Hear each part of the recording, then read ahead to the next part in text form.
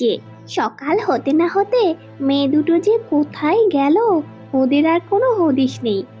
আজকে আসুক ওরা, ওদেরকে দেখাবো মজা। বাড়ির কাজগুলো সব পড়ে আছে, এগুলো কি আমি একা একা করবো নাকি? একা একা আর কত দিক সামলাবো আমি? আমাকে না বলে কয়ে প্রত্যেক দিন ওরা কোথায় চলে যায়, আজকে এটারই জবাবদিহি চাইবো। আমি একটা মহিলা মানুষ হয়ে একা আর কত দিক সামলাই? আজ আসুক আগে, দু চার কথা ভালোভাবে শুনিয়ে দিলেই ভবিষ্যতে আর এরকম কাজ করার সাহস পাবে না ওরা। আজকে আমি এখানেই দাঁড়িয়ে থাকবো ওরা না আসা পর্যন্ত। ওরা আসলে তারপরেই আমি ঘরে ঢুকবো। আরে এই হতচ্ছাড়ি, প্রত্যেকটা দিন ছোটটাকে নিয়ে কোথায় যাস বলতো? বাড়িতে দুনিয়ার কাজ পড়ে আছে, সেগুলোর দিকে কি তোদের কোনো খেয়াল আছে? আসলে মা, ওই যে দক্ষিণ পাড়ার মণিমালা আছে না, ওদের বাড়িতেই একটু ঘুরতে গিয়েছিলাম। সকাল সকাল ঘরে থাকতে ভালো লাগে না মা, তাই সকালবেলা একটু ওদের বাড়ি থেকে ঘুরে আসি। কিন্তু আমি তো তাও তাড়াতাড়ি চলে আসলাম মা। কিন্তু ছোটকে অনেক বলি কয়েও নিয়ে আসতে পারলাম না। ওর বান্ধবীর কাছে গেলে তো ওর আর ফিরতেই মন চায় না। ও নাকি আরেকটু পর আসবে। আচ্ছা, আমাকে একটা কথা বলতো, তোরা তোরা কি বড় হোসনি? তোদের কি কাণ্ডজ্ঞান কিছুই হয়নি? তোরা খুব ভালো করেই জানিস তোদের বাবা বেঁচে নেই। আমি একা একজন মহিলা মানুষ হয়ে সব দিক কি করে সামলাই বলতো? তোরা তো মনে হচ্ছে এটাই চাস আমি চিন্তা করতে করতে মরে যাই। এটা হলেই তোদের ভালো হবে, তাই তো? মা, এভাবে বলো না। তোমার মৃত্যু আমরা কেন চাইবো বলো? তুমি ছাড়া এই দুনিয়াতে আমাদের আর কে আছে? আমি তোমাকে কথা দিলাম মা, আমি তোমাকে না বলে আর কোনো দিনও ওদের বাড়িতে যাব না। সকালে ঘুম থেকে উঠেই ঘরের সব কাজকর্ম করে ফেলবো। তোকে রান্নাঘরের দায়িত্বটা দিয়েছিলাম, আর ছোটকে গাভীটার দায়িত্ব দিয়েছিলাম। কেউ কোনো কাজই ঠিক মতো পালন করিস না তোরা। যদি গাভীটা দুধ না দেয়, তাহলে সংসারটা কিভাবে চলবে বলতো? ওই দুধটুকু বিক্রি করেই তো সংসারটা চলে, না হলে তো পেটে ভাত যাবে না তোদের। যা যা, এখন রান্নাঘরে গিয়ে দেখ তো মা, ভাত হয়েছে কিনা। সকালে ভাত বসিয়েছি। আমিও একটু ঘরে যাই, আজ ছোট আসুক বাড়িতে, তারপর ওকে দেখাচ্ছি মজা। আচ্ছা ঠিক আছে মা, আমি তাহলে রান্নাঘরে গেলাম। ওই, দাঁড়া দাঁড়া বলছি। আমাকে না বলে চুপি চুপি তুই পা টিপে টিপে ঘরে ঢুকছিস? আমাকে না বলে সকাল সকাল কোথায় গিয়েছিলি? খুব বার বেড়েছিস তুই, তাই না? তোকে কতবার করে বলেছি সকালবেলা উঠেই আগে গাভীটাকে খাবার দিবি। সারা দিন শুধু টই টই করে পাড়া বেড়ানো শিখেছিস, তাই না? সারাদিন মানুষের বাড়ি বাড়ি ঘুরে ঘুরে কি পাস? এভাবে আর চলছে না। আমি আর পারছি না সংসারটাকে এভাবে চালাতে। ক্ষমা করো মা, আমি আসলে ভুলে গেছিলাম। যাই হোক, আমার না খুব খিদে পেয়েছে মা, আমাকে একটু খেতে দাও। আমি আগে খেয়ে নিই, তারপরে গাভীটাকে খেতে দেব। আর হ্যাঁ, তুমি এরকম মন খারাপ করে থেকো না। তোমার এরকম বেজার মুখ দেখতে একদম ভালো লাগে না। আমি তোমাকে কথা দিচ্ছি, তোমাকে না বলে আর কখনোই কোথাও যাব না আমি। শোন, তোকে ভালোই ভালোই বলছি, আগামী কাল থেকে যদি ঘর থেকে বের হতে দেখেছি, আর কখনোই এই বাড়িতে তোকে থাকতে দেব না। এমনিতেই এই সংসারের পুরো দায়িত্বটাই আমার উপর। তার উপর আমার দুটো মেয়ে হয়েছে, যারা আমার কোনো কথাই শোনে না। আমার স্বামীও বেঁচে নেই, যদি উনি বেঁচে থাকতেন তাহলেও একটা কথা ছিল। মা, আমাকে ক্ষমা করে দাও না মা, আমি সত্যিই বুঝতে পারিনি। আমি আর কখনোই ওদের বাড়ি যাব না। যদি কখনো যাই তাহলে অবশ্যই তোমাকে জানিয়ে যাব।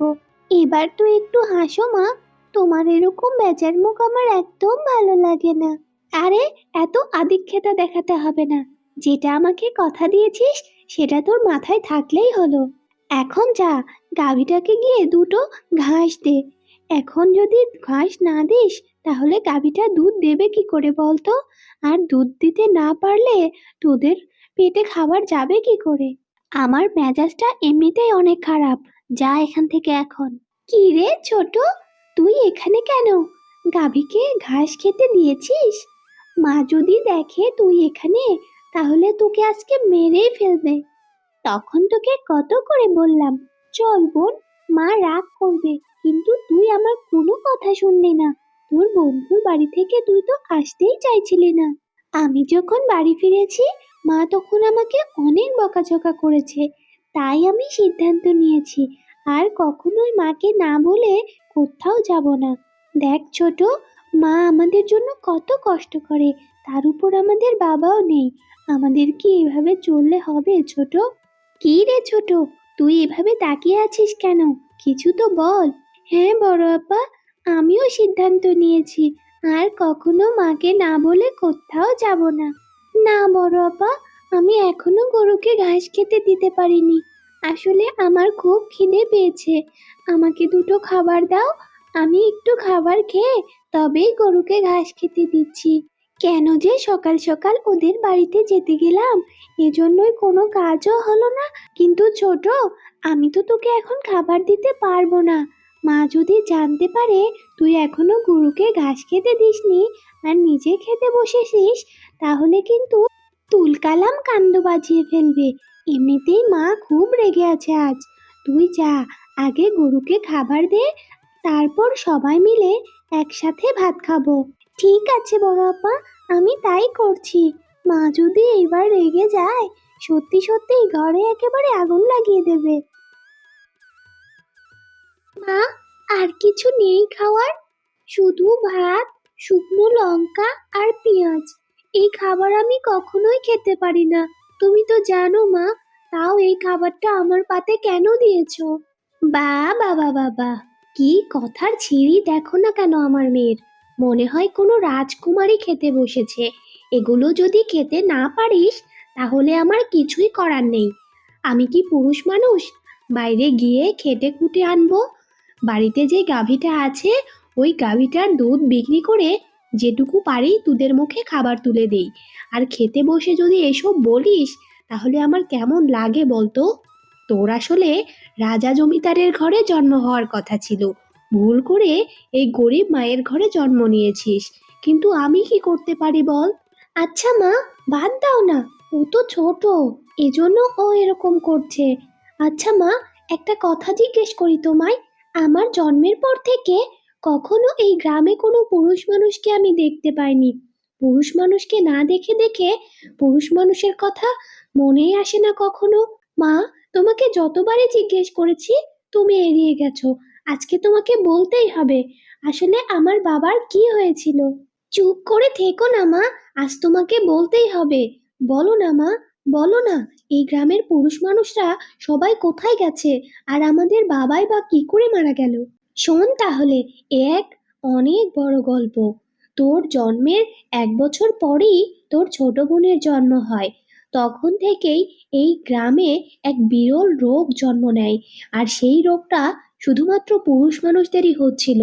আর সেই বিরল রোগেই তোর বাবা মারা যায়। তারপর থেকেই একের পর এক পুরুষ মানুষ ওই রোগে আক্রান্ত হতে থাকে।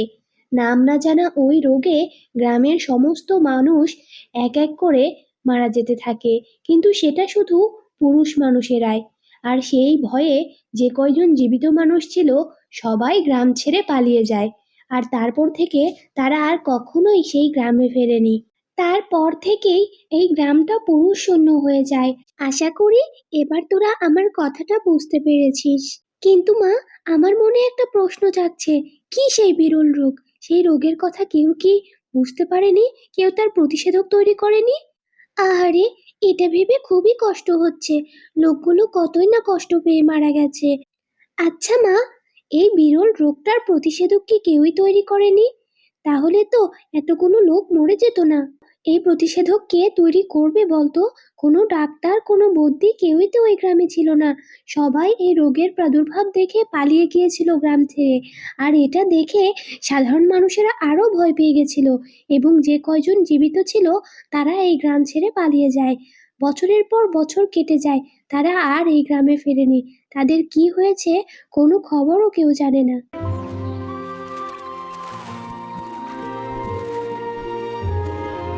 আরে বাহ, আজ দেখছি সকাল সকাল গরুটার দুধ দুইয়ে ফেলেছিস। যাক, ভালোই হয়েছে। দুধটা এখন বাজারে নিয়ে যা। বাজারে দুধটা বিক্রি করে বাড়ি ফেরার সময় একটু ডাল আর সবজিও নিয়ে আসিস। কতদিন ডাল ভাত খাই না। আর হ্যাঁ, একটু তাড়াতাড়ি ফেরার চেষ্টা করিস, বাজারটা তো আর কাছে নয়। আচ্ছা মা, ঠিক আছে, তুমি একদম চিন্তা করো না, আমি তাড়াতাড়ি ফেরার চেষ্টা করব। আচ্ছা মা, এবার বলো, দুধ কত টাকায় বিক্রি করব? আমি কালকে শুনলাম গরুর দুধের দাম নাকি বেড়ে গেছে। কত টাকায় বিক্রি করতে হবে সেটা আমাকে বলে দাও। আর হ্যাঁ, এবার একটু গরুটাকে ভালো করে খাওয়াতে হবে। গরুটা বেশি দুধ দিলে বাজারে যদি বেশি দামে বিক্রি করতে পারি, তবে সংসারের হালটা একটু ফিরবে মা। হ্যাঁ শোন, 50 টাকা আগে দাম চাইবি। যদি 50 টাকায় মানুষ না কেনে, তাহলে 40 টাকায় দিয়ে দিস। তবে 40 টাকার কমে বিক্রি করিস না, তাহলে কিন্তু আমরাই ঠকে যাব। আচ্ছা মা, ঠিক আছে, তাহলে আমি 50 টাকা বিক্রি করারই চেষ্টা করব। যদি না হয় তাহলে 40 টাকায় দিয়ে দেব। এখন এই গাভীটাই আমাদের শেষ ভরসা। তারপর আল্লাহ যদি চায়, আমাদের জীবনে ভালো কিছু হতে পারে। আচ্ছা মা, আমি এখন আসি। আর কথা বাড়ালে আমার হাট থেকে ফিরতে ফিরতে সন্ধ্যা হয়ে যাবে। আমার জন্য দোয়া করো মা, আমি যেন সবগুলো দুধ বিক্রি করে ফিরে আসতে পারি।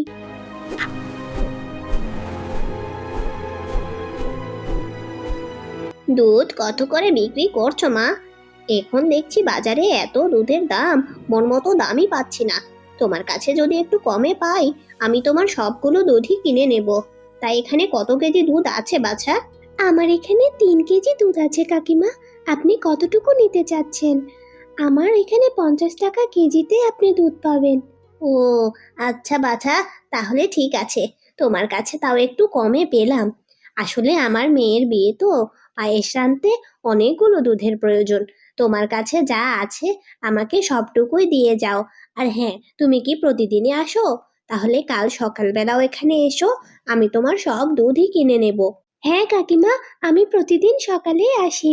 আচ্ছা ঠিক আছে, আমারও ভালো হলো, একটা নির্দিষ্ট খদ্দের পেলাম। আপনাকে তাড়াতাড়ি দিয়ে চলে যেতে পারবো। তাহলে বেশিক্ষণ এই বাজারে আমাকে বসেও থাকতে হবে না। ওমা, আমাদের গাভীটা কোথায় গেল? মা, ও মা, বড় আপা, ও বড় আপা, দেখো না, আমাদের গাভীটাকে কোথাও দেখতে পাচ্ছি না গো।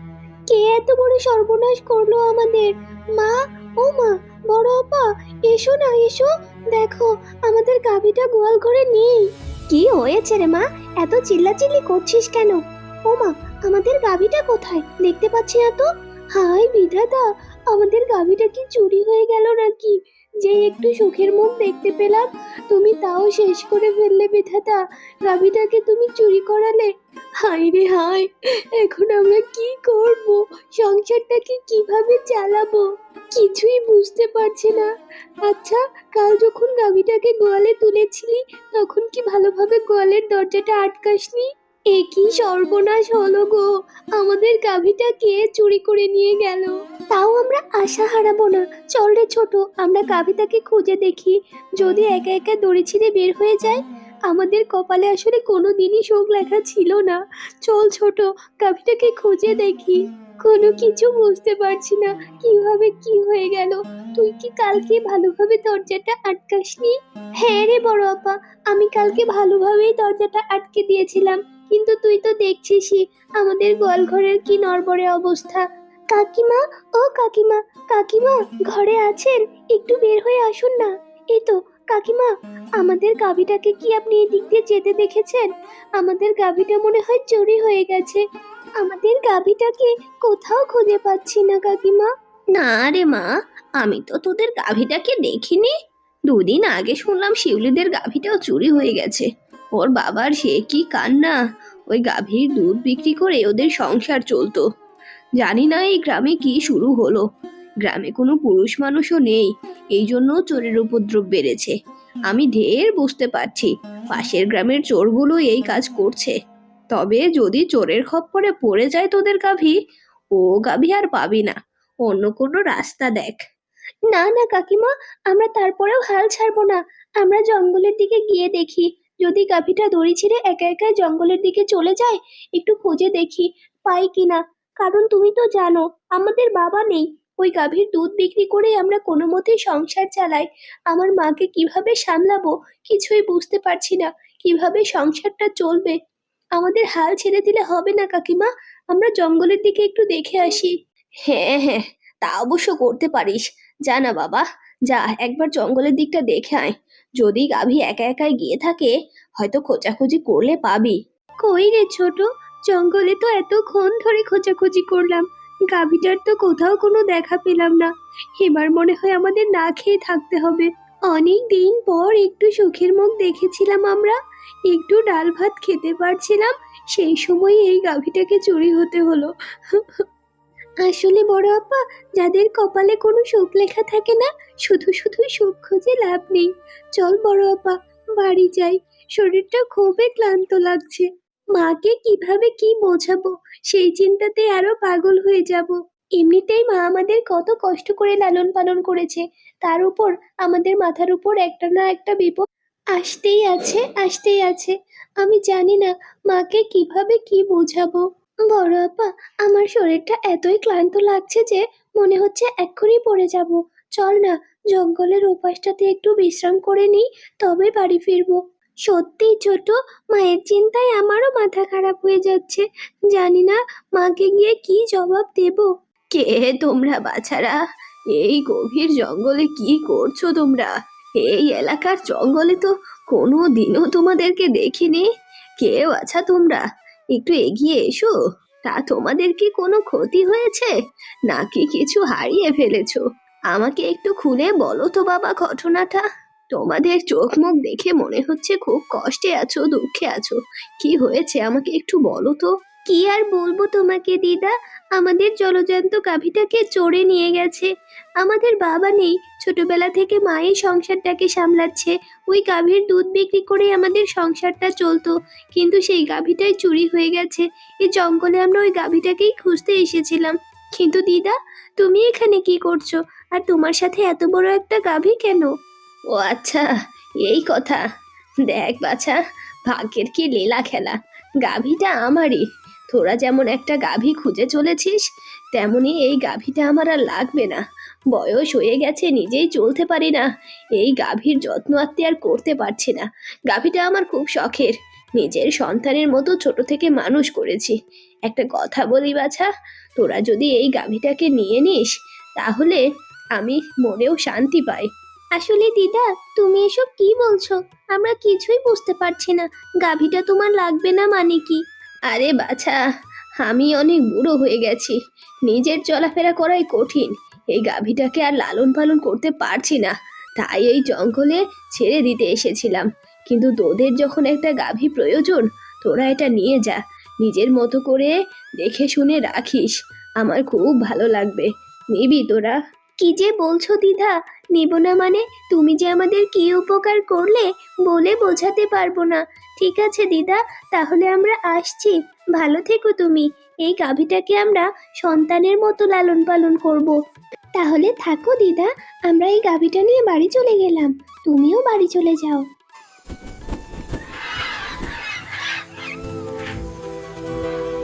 আমাকে ক্ষমা করে দিস মা তোরা। আসলে তোদের মতো মেয়েকে গর্ব করা উচিত, কিন্তু আমি শুধু রাগের মাথায় তোদেরকে বকাঝকাই করে গেছি। তবে একটা জিনিস খেয়াল করেছিস, সৃষ্টিকর্তা যা করে আমাদের ভালোর জন্যই করে। আমাদের ছোট্ট একটা গাভী হারিয়ে গেল, আর সৃষ্টিকর্তা আমাদেরকে কত বড় একটা গাভীর সন্ধান মিলিয়ে দিল। আমাদের আর কোনো কষ্ট রইল না রে, আর কোনো কষ্ট রইল না। আমার এত খুশি লাগছে যে তোদের আমি কিভাবে বোঝাই। হ্যাঁ মা, বিধাতা যা করে ভালোর জন্যই করে। আমাদের গাভী হারিয়ে যাওয়া, বুড়িমার গাভীটা আমাদেরকে দিয়ে দেওয়া, সবকিছুই বিধাতার পূর্ব পরিকল্পনা। এজন্যই সবসময় সৃষ্টিকর্তার উপর ভরসা রাখতে হয়। আর মা শোনো, আমরা তিনজনে মিলে গোয়ালঘরটাকে আরো মজবুত করে তৈরি করব কাল। এই গাভীটা যেন আর চুরি না হয়, সেই ব্যবস্থা করতে হবে। কারণ এই গাভীটা এখন 8 লিটার করে দুধ দেবে। আমরা প্রতিদিন মাছ ভাত খেতে পারবো। কি মজা মা, কি মজা! আমার খুব ভালো লাগছে। আচ্ছা ঠিক আছে, কালকে আমরা তিনজনে মিলে গোয়ালঘরটাকে মজবুত করে তৈরি করব। আজকের এই গল্পটা তোমাদের কেমন লাগলো ছোট্ট বন্ধুরা? যদি ভালো লেগে থাকে চ্যানেলটা সাবস্ক্রাইব করো। আর হ্যাঁ, একটা কমেন্ট করতে ভুলো না কিন্তু।